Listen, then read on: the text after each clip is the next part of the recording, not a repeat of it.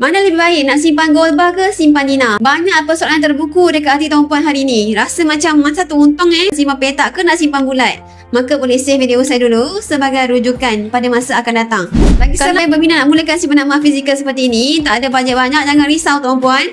Ada minimum RM100. Tuan-puan boleh belajar simpan emas di akaun JP Gold Accumulation Program ni. Simpan sikit-sikit sampai capai matlamat, boleh keluarkan saja emas gold bar dan juga Dina seperti ini.